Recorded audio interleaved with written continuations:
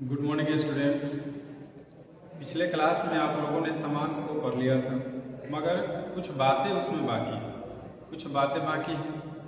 जैसे समास की परिभाषा आप लोगों ने पढ़ ली थी। समास की परिभाषा के साथ कामता प्रसाद गुरु ने समास की क्या परिभाषा दी है यह आपने जान ली थी। इसके बाद उसके कुछ भेदों को आपने जाना, भेदों की परिभाषाओं और उदाहरणों को जाना। ठीक है, तो एक बार फिर से हम लोग ध्यान देते हैं, याद करते हैं कि समास की परिभाषा क्या है, जो बहुत आसान शब्दों में हम किसी के सामने बोल सकें। वह यह है कि दो स्वतंत्र एवं सार्थक शब्दों के मेल की प्रक्रिया को समास कहते हैं। अर्थात शब्दों को जोड़ने की जो प्रक्रिया है, शब्दों को मिलाने की जो प्रक्रिया है, शब्दों को एकत्र करने की जो प्रक्रिया है, उसको समास कहते हैं। ठीक है,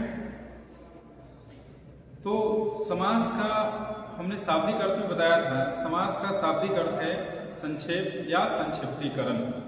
समास का शाब्दिक अर्थ है संक्षेप या संक्षिप्तीकरण, अर्थात एक बड़े वाक्यांश को संक्षिप्त किया जाता है, संक्षेप किया जाता है, उस प्रक्रिया को संक्षिप्तीकरण कहते हैं।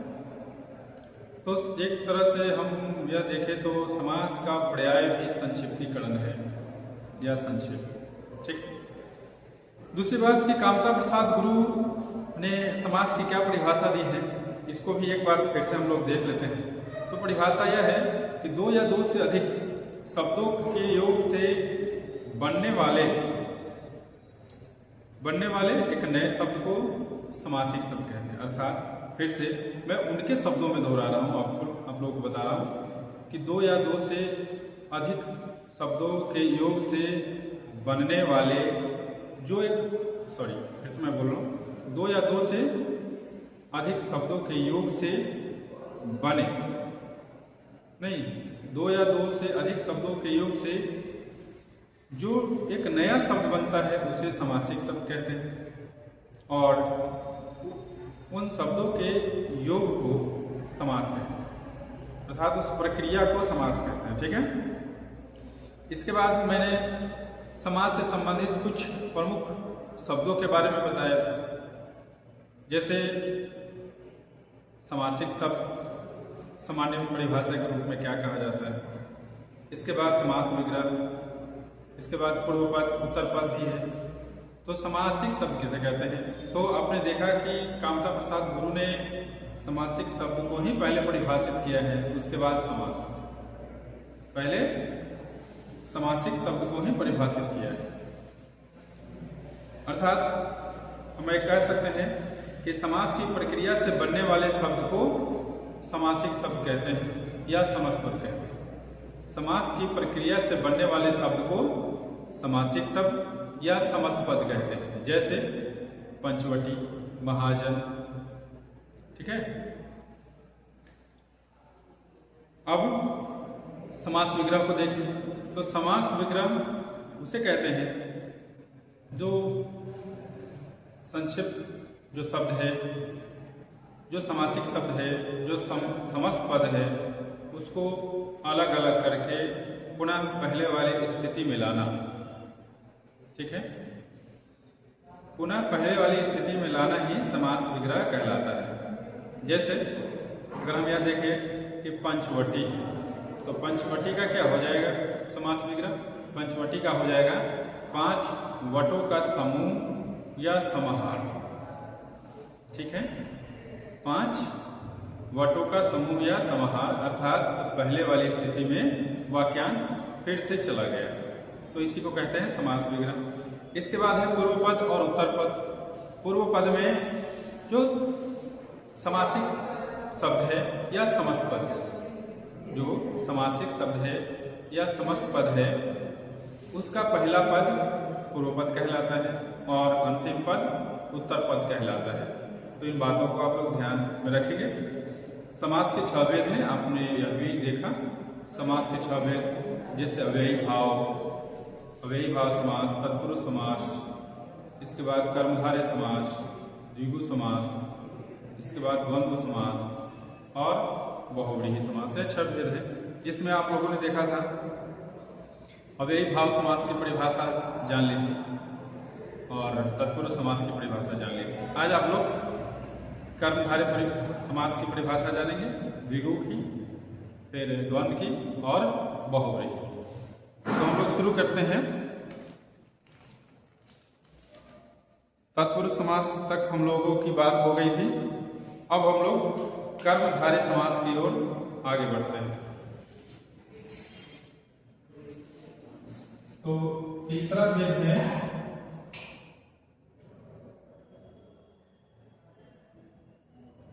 कर्मधारय समास। तीसरा भेद है कर्मधारय समास। परिभाषा में कह सकते हैं जिस समास के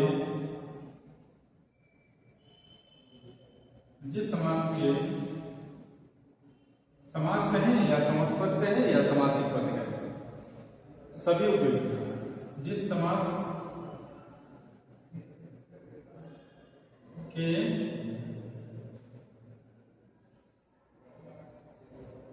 दोनों पदों के बीच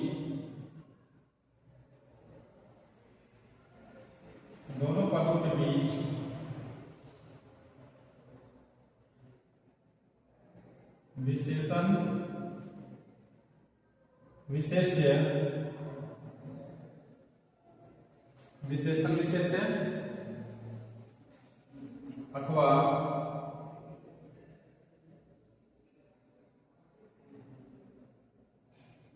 उपमान उपमेय का संबंध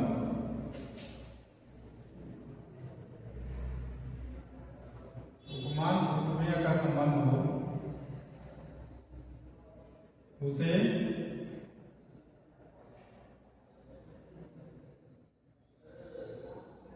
कर्मधारय समास कहते हैं। उसे कर्मधारय समास कहते हैं।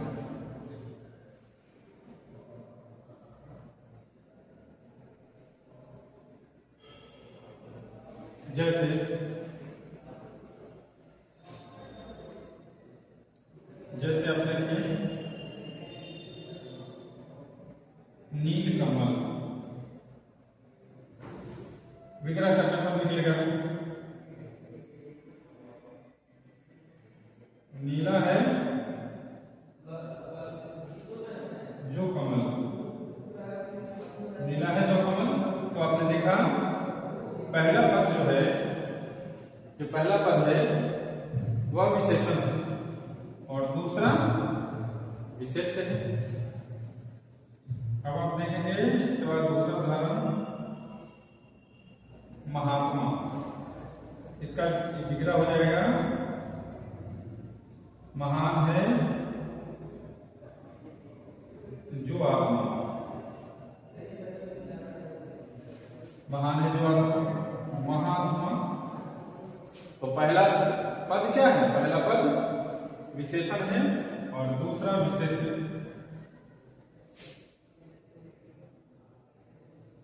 अब उपमान उपमेय को देख लेते हैं। उपमान उपमेय को देख लेते हैं। चंद्रमुख,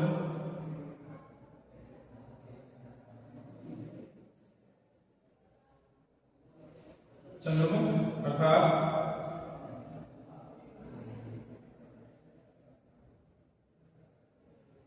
चंद्र या चंद्रमा, चंद्र के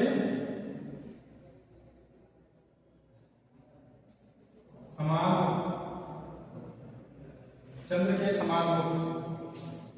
तो आपने देखा पहला उपमान है और दूसरा उपमेय है। तो आप यह जान ले कि उपमान क्या होता है और उपमेय क्या होता है। जैसे आपने देखा विशेषण और विशेष्य। विशेषण किसी शब्द की विशेषता बताता है और विशेष्य वह शब्द होता है जिसकी विशेषता बताई जाती है। ठीक उसी तरह उपमान वह होता है जिससे हम किसी चीज की उपमा देते हैं, तुलना करते हैं। और उपमेय वह होता है जिस चीज की हम लोग उपमा देते हैं। जिस चीज की उपमा देते हैं उसे उपमेय कहा जाता है, और जिससे दी जाती है उसको उपमान कहते हैं। जैसे यहाँ पर चंद्र है तो चंद्रमा चंद्र के समान मुख, तो उपमा किसकी दी जा रही है? मुख की दी जा रही है। तो मुख उपमेय है और चंद्र उपमान है। ठीक है, तो आप लोगों ने समझ लिया। इसके बाद चौथा भेद है द्विगु समास। चौथा भेद है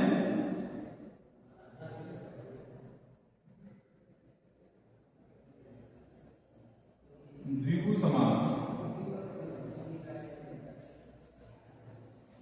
इसकी परिभाषा यह हो जाएगी, जिस समास कहें, समस्त पद कहें या समासिक शब्द कहें। ठीक है, जिस समास का प्रथम पद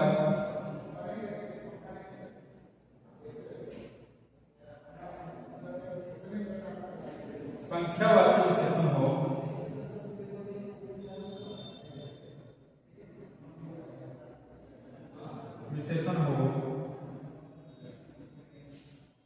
उसे द्विगु समास कहते हैं।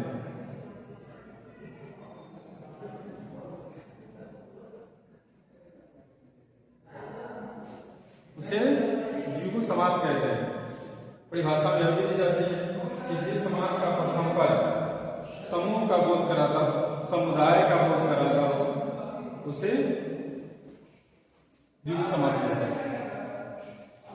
उसे द्विगु समास कहते हैं। आप यह भी देख सकते हैं, यह भी काफी महत्वपूर्ण है। उसे प्रथम पद को संख्यावाची विशेषण कहें या समुदाय, बात स्पष्ट है। तो जिस समास का प्रथम पद संख्यावाची विशेषण हो उसे द्विगु समास कहते हैं। जैसे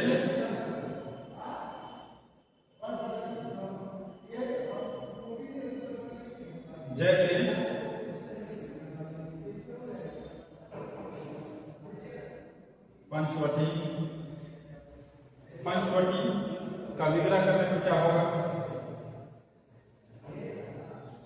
5 वटों का समूह। कहीं पर समूह भी लिखा होता है और कहीं पर समाहार भी लिखा होता है, तो ज्यादा सशंकित नहीं होना है, संशय में नहीं आना है कि वहां समाहार लिखा हुआ है, यहाँ समूह लिखा हुआ है, तो दोनों एक दूसरे का पर्याय है। ठीक है, 5 वटों का समूह विग्रह करने पर 9 रत्न,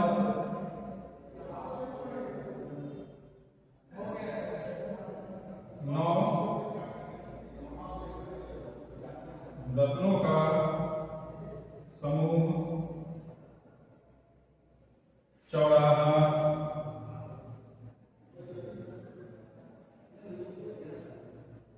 4 राहों का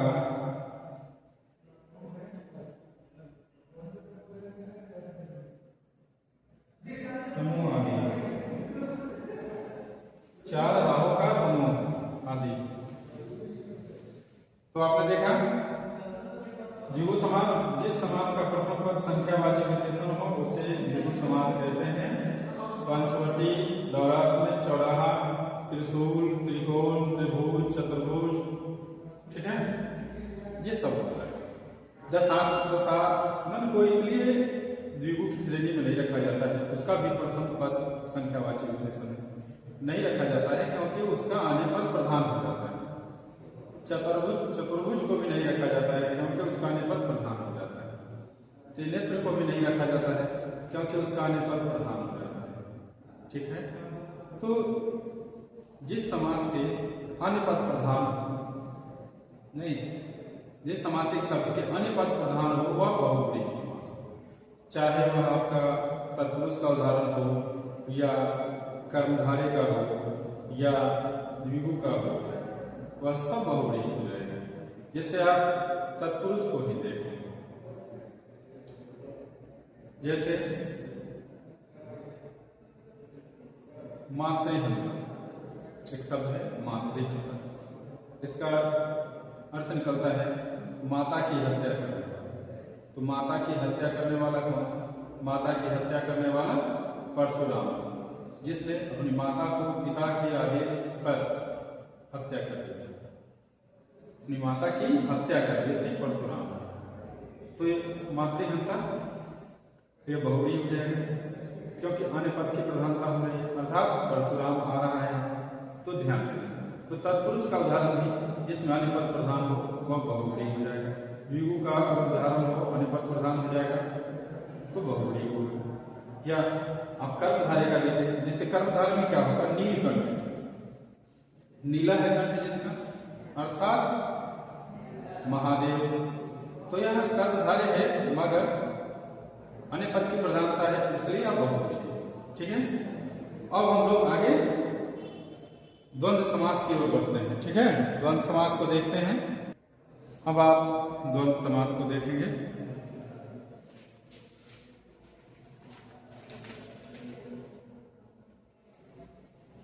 पांच नंबर में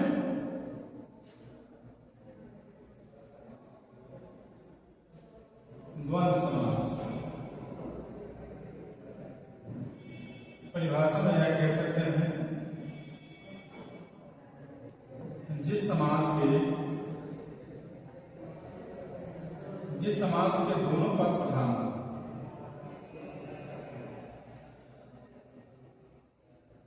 जिस समास के दोनों पद प्रधान हो उसे द्वंद्व समास कहते हैं।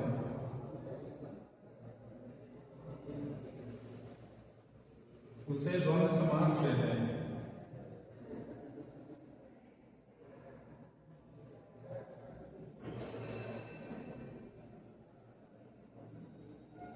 कहीं कहीं पर यह लिखा होता है कि जिस समास के दोनों पद गौण अप्रधान, मैंने लिखा दोनों पद प्रधान, अर्थात दोनों बातें एक ही है, या तो उसको प्रधान कहें या अप्रधान कहें, अर्थात कोई एक प्रधान नहीं है। ठीक है, दोनों प्रधान होता है या दोनों अप्रधान होता है। जैसे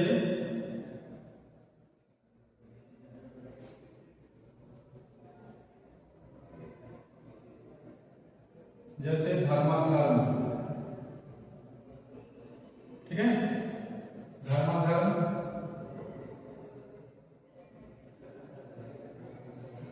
दाल भात, दिन रात, माता पिता, ठीक है, आदि। तो द्वंद्व के भी कई भेद हैं। ठीक है, आप लोगों को सामान्य रूप से इसे पढ़ना है। आगे जब क्लास में आएंगे तो द्वंद्व के जितने भेद हैं उसको विस्तार से पढ़ाया जाएगा। तत्पुरुष के भी बहुत सारे भेद हैं, उनको भी विस्तार से पढ़ाया जाएगा। कर्मधारय के भी भेद अलग अलग हैं, उसको पढ़ाया जाएगा। नए समास को पढ़ाया जाएगा। ठीक है, तो अभी बहुत सारी बातें बच रही है। आप लोग मोटे तौर पर समास को समझने की कोशिश कर रहे हैं। अगर यहाँ पर हम अलग अलग करें धर्माधर्म को,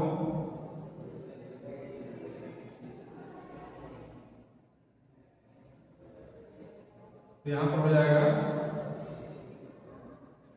धर्म या अधर्म, धर्म या अधर्म। फिर दाल भात है तो इसका हो जाएगा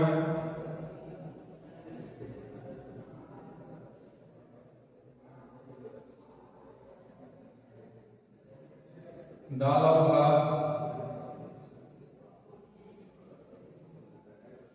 ठीक है, इसके बाद है दिन रात, इसका भी हो जाएगा दिन और रात आदि। इसके बाद जो छठा भेद है वह है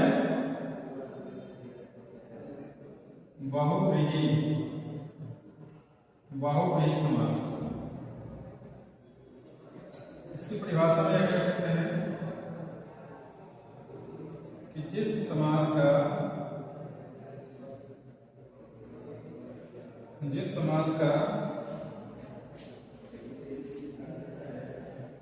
नहीं आगे लिखते हैं, जिस समास के दोनों पदों में से कोई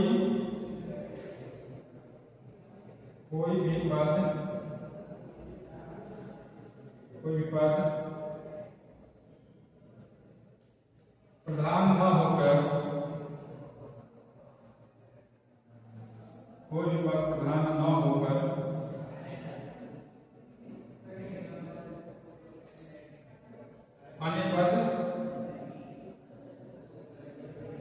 अन्य पद प्रधान होता है।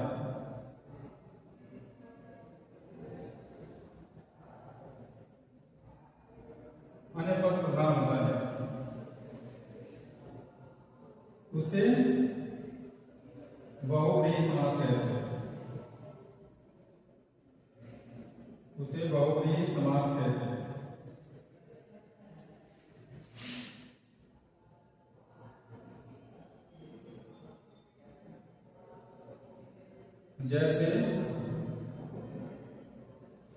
जैसे मैंने आपको पहले ही बता दिया है, जैसे आप लिंकन को ले लीजिए, जैसे लिंकन, ठीक है, लंबोदर,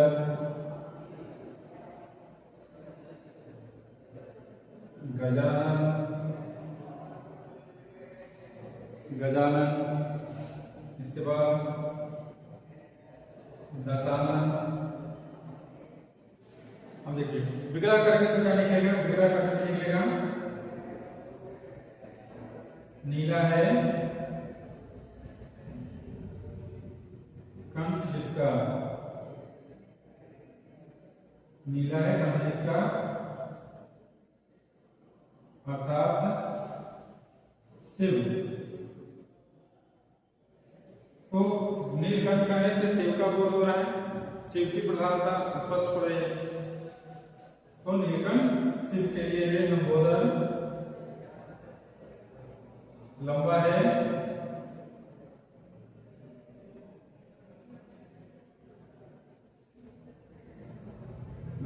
जिसका उदर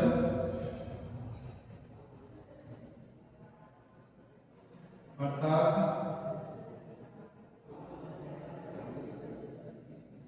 गणेश,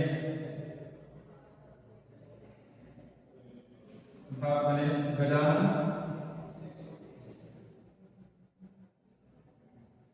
गज के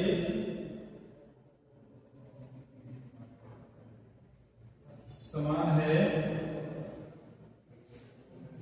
गज के समान या गज है जिसका, ये भी बोल सकते हैं,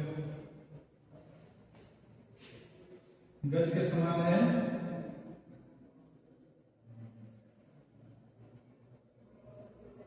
जिसका अर्थात हमको क्या निकालना है,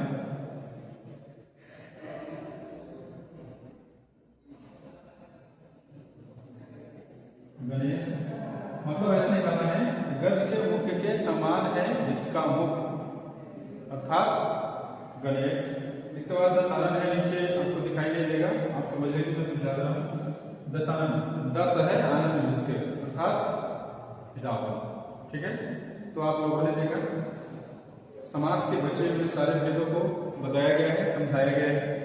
आप इसे नोट करेंगे, लिखेंगे, याद भी करेंगे। ठीक है, तब तक अगले क्लास के लिए शुभकामनाएं।